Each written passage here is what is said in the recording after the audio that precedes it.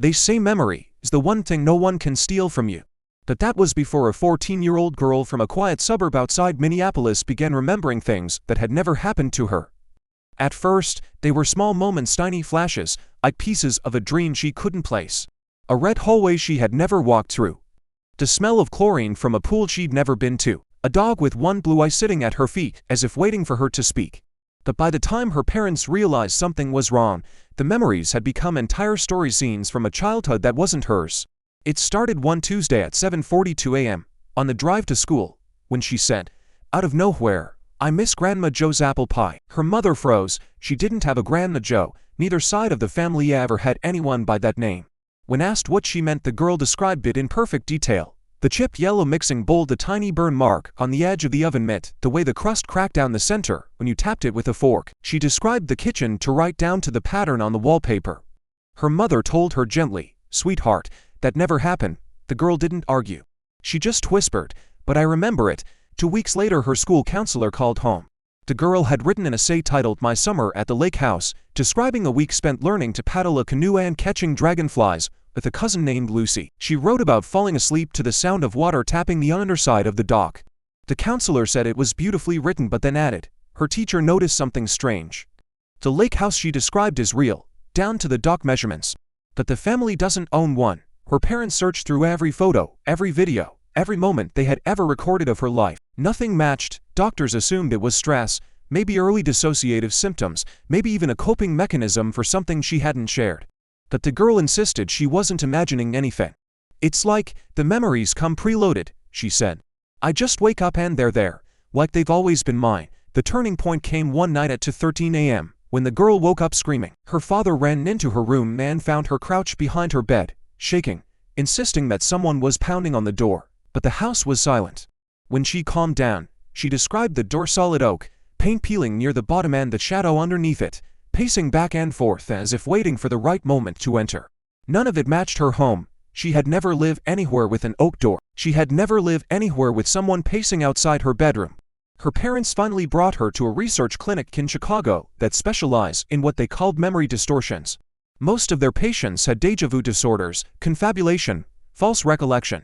But this case was different. The team noticed something unusual in her interviews. She didn't hesitate. She didn't guess. She spoke the way people speak when they're remembering their own lives, confidently, smoothly, without searching for details. They ran tests, brain scans, cognitive assessments. Everything was normal.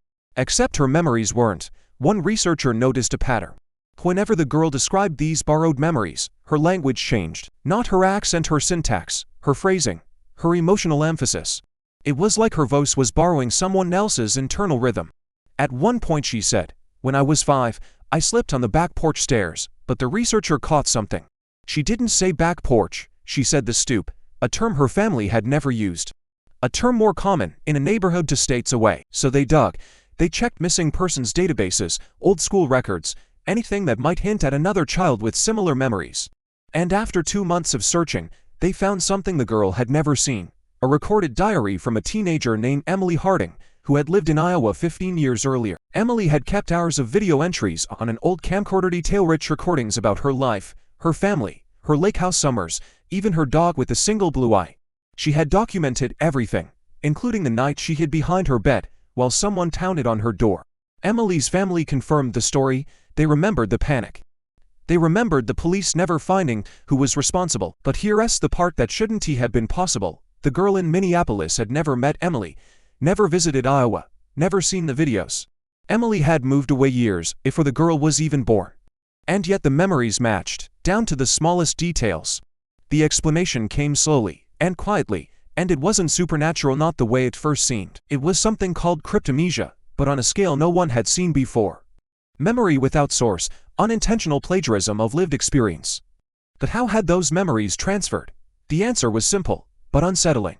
Emily Harding's family had donated all her childhood tapes to a university project. Years later, those recordings were digitized and used in a publicly accessible memory research database when the girl's middle school psychology class had visited for a short demonstration.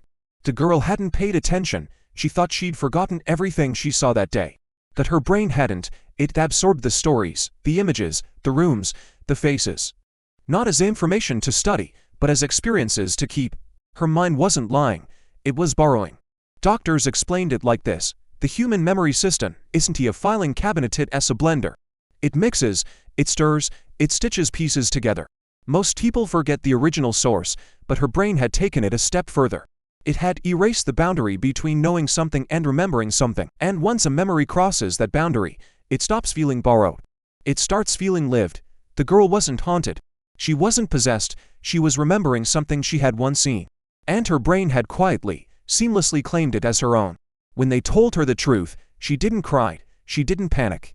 She just asked one question: if I can remember someone else's life, how much of my own have I forgotten? No one in the room had an answer, because the real mystery wasn't how she had absorbed someone else's memories.